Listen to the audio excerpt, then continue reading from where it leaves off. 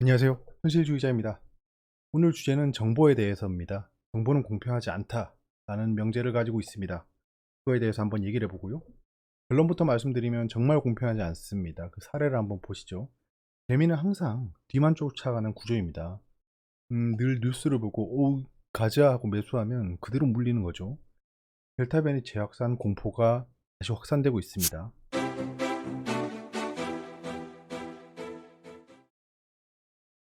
자, 외신입니다. 테이퍼링 디베이트. 테이퍼링에 대한 논쟁이 계속 강화되고 있다라는 건데요. 여기 보시면 애틀란타 그 페드 의장이 얘기했답니다.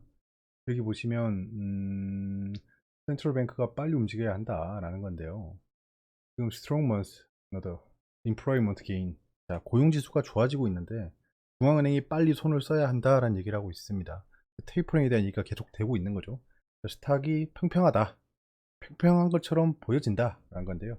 AMC는 여러분들 기억나시죠? 그런 게 지금 포커스 되고 있다라는 겁니다.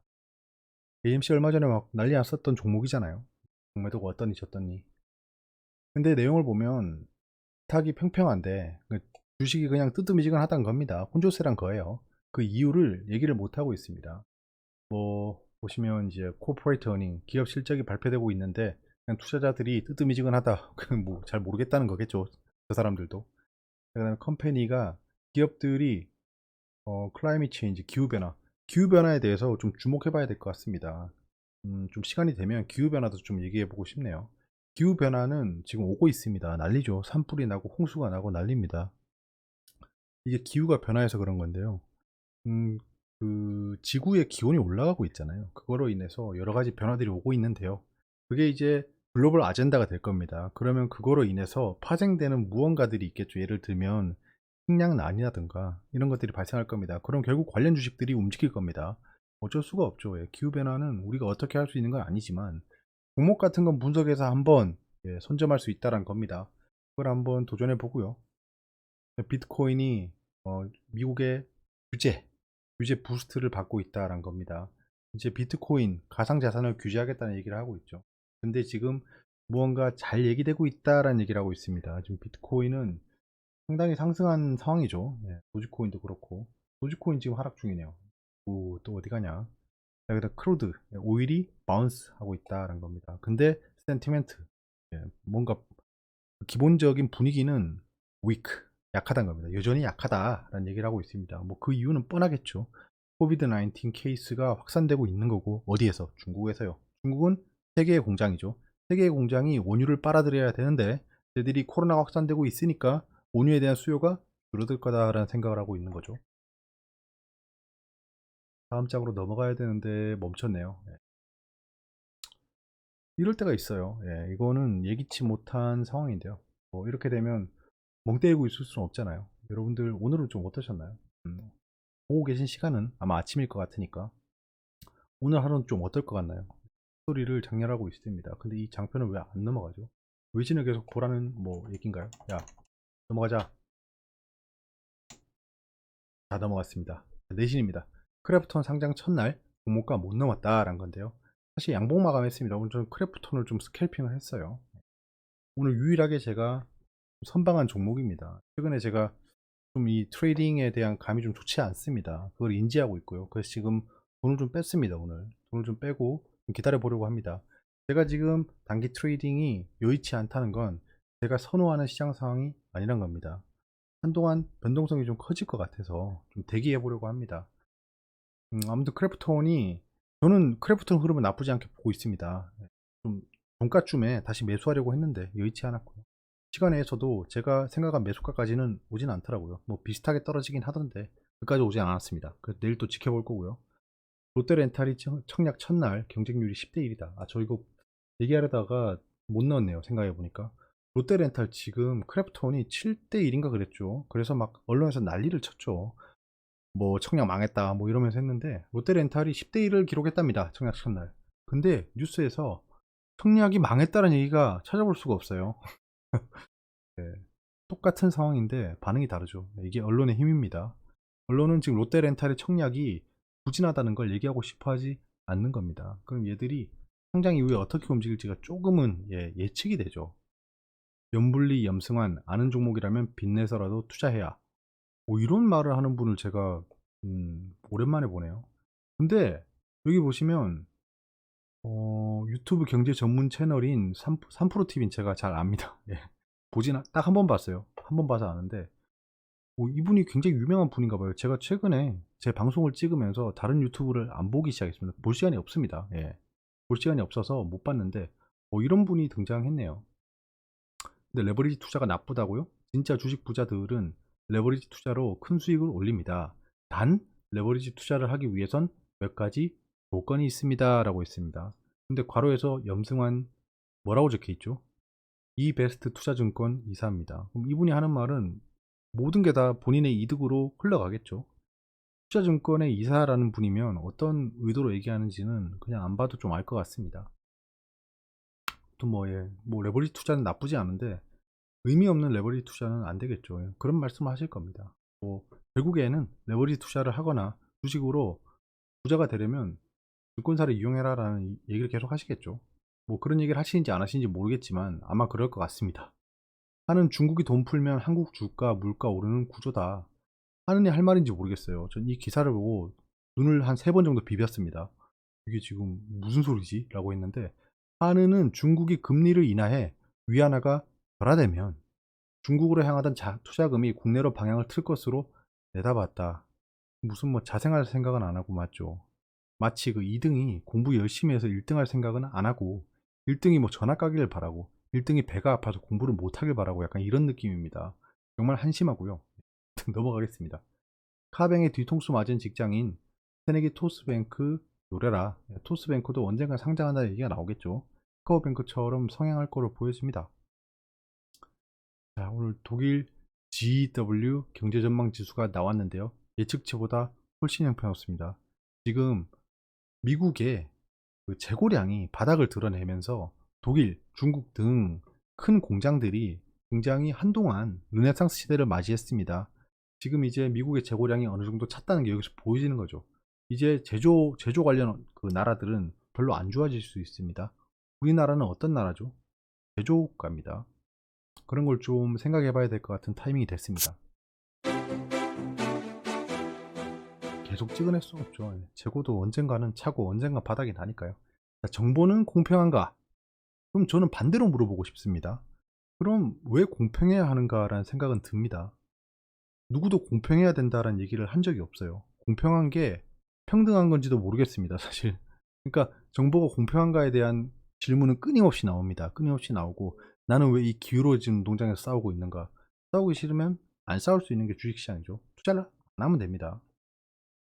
자, 환경 컨센서스라는 사이트가 있습니다. 여기 굉장히 많이 들어갑니다. 여기서 이 기관 리포트를 전 굉장히 많이 보는 편입니다. 최근엔 많이 못 보고 있죠. 최근엔 제가 어제 말씀드렸다시피 방송을 찍기 시작하면서 저에게 투자를 못 하고 있습니다. 그래서 뭐 시장의 변화를 잘 적응 못하는 것도 있고요. 기술적 분석이 바뀌어가는 거를 거의 몸으로 받아내고 있습니다. 좀 연구도 해봐야 됩니다. 차트를 보면서 여기서 왜 떨어졌지? 여기서 거래량이 왜 터졌지? 여기서 왜 반등했지를 끊임없이 생각해보는 게 도움이 됐었는데 최근에 그런 움직임을 많이 못 가지고 있다는 거고요. 이렇게 환경 컨센서스를 가면 제가 검색 한 번으로 굉장히 그 고액의 연봉을 받는 분들이 분석한 자료를 그냥 손쉽게 찾아볼 수 있습니다. 날짜도 보시면 뭐 오늘 날짜로 다 올라오고 있죠. 계속 뽑아내고 있는 거예요. 자, 정보는 공평하지 않다라는 저는 결론이 있습니다. 이거를 명제 삼아 시장에 진입하고 있고요. 정보가 저한테 공평하게 온다는 생각은 전혀 하지 않습니다. 우리가 볼 수 있는 건 공짜로 볼 수 있는 뉴스죠. 네이버 뉴스맨에 있는 뉴스들을 검색해서 볼 수 있습니다. 뭐 뉴스에 뭐 사면 고점이다 뭐 이런 얘기를 손쉽게 다 하지만 사실 그렇게 말하시는 분들도 주가가 급등하고 있으면 제일 먼저 하는 게 뭔지 압니까? 뉴스부터 찾아봅니다. 무슨 일이지? 라고. 어쩔 수 없는 거예요. 야, 참 무슨 종목인지 더럽게 못 오르네. 지금 계속 막 21선을 기준으로 해서 저항이 되고 여기서 21선을 그 횡보하고 있죠. 요거는 굉장히 좋은 시그널이긴 하지만 전반적으로 고점 대비 지속적으로 하락하고 있었습니다. 뭐 좀 과장 좀 보태서 45,000원이 28,000원 돼서 거의 뭐 반값이 된 거죠. 반값이 될 정도로 그 프로그램 매도도 계속 이어질 정도로 종목의 분위기가 좋지 않았습니다. 무슨 종목인지 모르겠지만 굉장히 분위기가 안 좋네요. 근데 갑자기 오릅니다. 갑자기. 갑자기 이렇게 쭉 올라가기 시작해요. 일주일 넘게. 거래량도 터지면서. 카페24입니다. 카페24인데 보시면 이때 8월 6일 날 44,950원 그 이전 고점까지 왔죠. 그러면 이게 왜 여기까지 왔지? 돌파 구간 직전이지 않습니까? 돌파 매매를 노리시는 분들은 전부 다 지켜보고 있었을 종목입니다. 자, 근데 뉴스를 보시면 뭐 없습니다. 이 당일에 뉴스를 뜬 걸 보면 이 관련 뉴스가 없어요. 이렇게 급등했는데도. 그럼 얘는 대체 왜 오르는 거야? 그럼 매동을 봅시다. 외국인 기관이 사는 게 좀 많습니다. 개인이 계속 팔고 있죠. 개인은 여기서 사서 이거 누구인가 하면서 팔고 있습니다. 이 고맙네하고 팔았는데 그 기간 동안 외국인 기관이 쓸어 담고 있었다. 왜일까? 그럼 외국인은 갑자기 이걸 왜 사고 있죠? 뉴스도 없습니다. 정보도 없어요. 그렇다고 해서 뭐 공시가 떴냐? 그것도 아닙니다. 자, 급등했어요. 8월 6일까지 급등한 게 보였죠. 그럼 8월 9일에 뉴스가 뜨기 시작합니다. 카페24 네이버로 인수되나? 6시 전에 사실 여부가 밝힐 것. 자, 카페24 조회 공시 요구. 그 다음에 네이버 190만 개 쇼핑몰 가진 여기 뭐 이상한 형용사가 붙죠. 그 부가적인 정보가 붙고 있습니다. 카페24를 잘 모르는 분들은 이걸 보면 190만 개 쇼핑몰을 가졌다고? 라고 하지만 카페24는 어떤 건지 아시죠? 사이트를 만들어주는 그냥 SI 업체 같은 겁니다. 자사몰 껴놓는다. 네이버 카페24 품나 자본적 교류 포함 다양한 협의 중. 네이버 벤처 1세대 카페24 최대 주주 모르나 자본 교류 협의 중. 카페24 네이버 피인수설 관련 교류 중이나 수단되는 바 없어. 급등 이후에 갑자기 찌라시가 쏟아지기 시작합니다. 거기에 좀 방점을 찍어야 될 포인트가 여기입니다. 여기를 봐주세요. 8월 9일 5시 14분에 조회 공시를 요구했습니다. 거래소가 조회 공시를 요구했죠. 다 오른 다음에 풍문이 뭐냐 이러고 있습니다. 다 오른 다음에. 자, 그럼 다시 봅시다. 이 상승할 때. 자, 이때만 해도 오르고 있을 때 카페24가 공매도 대폭 늘고 주가가 급등한다. 이유는 몰라요. 근데 공매도가 많이 올라갔다는 겁니다. 그러면 이 상승하면서 공매도를 엄청나게 치고 있다는 겁니다. 그럼 정보를 아는 놈들이 급등시키면서 공매도를 쌓아두고 있다는 거겠죠. 여기서 매집하고 팔면서 공매도를 쌓아두고 있다는 겁니다. 미리 알았구나. 어떤 놈들인지 몰라도. 아니면 미리 작업했거나. 자, 정보의 흐름입니다. 간만에 보시죠. 자, 회사 경영진. 그러니까 아까 카페24가 다양한 방면으로 교류 중이지만 확정된 바가 없다고 했죠. 그럼 그게 명제라고 사실이라고 일단 우리가 가정을 하고 생각을 해보겠습니다. 그러면 다양한 교류를 하고 있다는 건 회사에서 누군가가 네이버랑 얘기하고 있다는 거겠죠. 그럼 회사 경영진은 그 내용을 알 겁니다. 회사 경영진의 가족, 친척, 지인이 그 얘기를 듣겠죠. 야, 우리 네이버랑 얘기 시작했어. 이렇게 얘기하겠죠. 회사 내부 관계자도 알겠죠. 왜냐하면 교류를 하려면 회사 내부 관계자가 알겠죠. 뭐 갑자기 뭐 대리인이나 모르는 사람이 가서 카페24 아는 사람인데요. 네이버 저랑 얘기 좀 합시다. 이렇게 얘기해봤자 아무도 얘기 안 하겠죠. 그러니까 회사 내부 관계자가 얘기를 시작할 거다. 그럼 그 가족, 친척, 지인이 알 겁니다. 자, 자사주 매입 계약 담당자 이건 다른 얘기지만 그 관련된 담당자가 또 알 거니까 가족, 친척, 지인에게 말해주겠죠.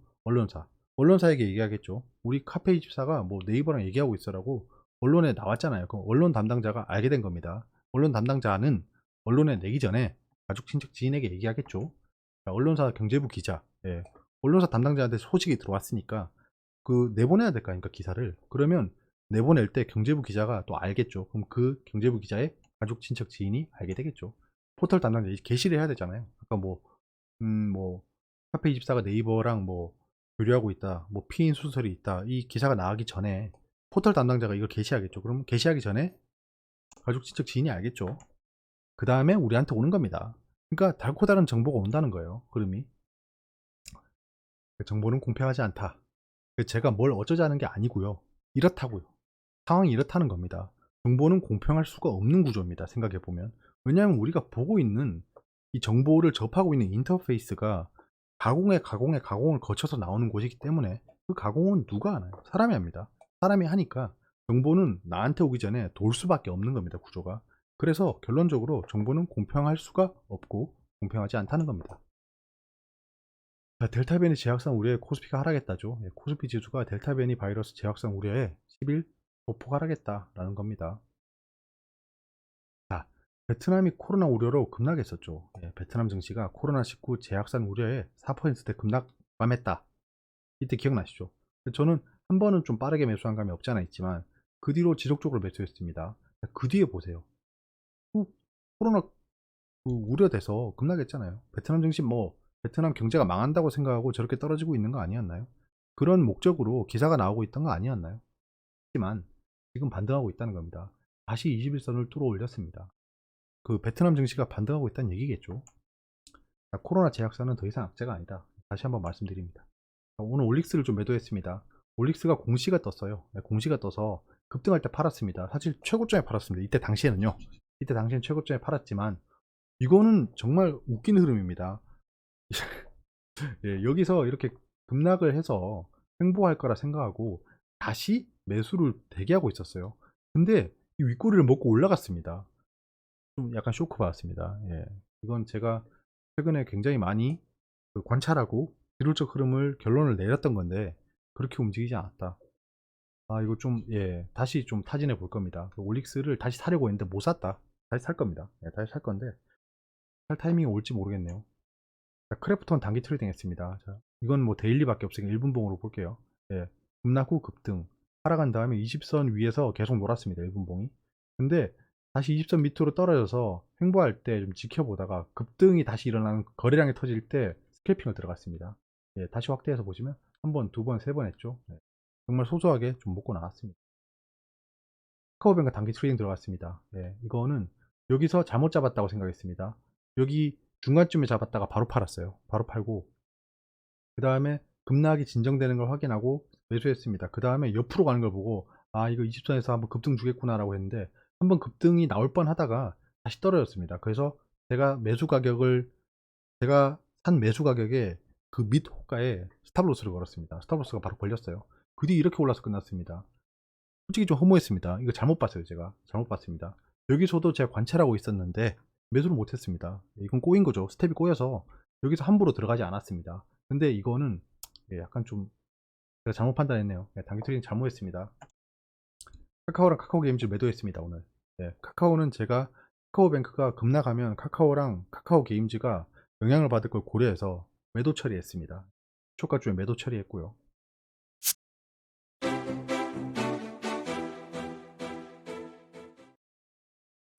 자, 지금 미증시는 혼조세라고는 하지만 다우존스랑 S&P는 오르고 있습니다. 은행 관련주가 좋다는 거겠죠. 왜냐하면 바이오 지수랑 필라델피아 반도체 지수가 별로 안 좋습니다. 별로 안 좋기 때문에 지금 신고가도 나오지 않고 있죠. 최근에 마이크로소프트를 중심으로 신고가를 달리고 있었는데 나오지 않고 있다라는 겁니다. 상해도 반등하고 있고요. 지금 MSCI 펀드 지수가 별로 안 좋습니다. 그 이유는 달러랑 연계가 되어 있겠죠. 달러가 다시 급등하고 있습니다. 야간 선물도 좋지 않기 때문에 시초가는 나쁘지 않겠지만 아마도 반등 흐름이 이어질 거라고 보고 있습니다. 왜냐하면 하락할 만한 악재는 없습니다. 유가도 지금 데드캣 바운스로 올라가고 있고요. 금도 지금 안전자산이 선호도가 떨어지고 있습니다. 10년물과 3개월물이 그 수익률이 상승하고 있죠. 한마디로 매도를 하고 있다는 겁니다. 안전자산을 매도하고 있다. 즉 위험자산에 대한 선호도가 올라가고 있다는 게 단기적으로 보인다는 겁니다. 궁금한 게 있으면 댓글로 말씀해 주세요. 여기까지고요. 좋은 하루 보내시고요. 오늘도 성투하시길 바랍니다. 감사합니다.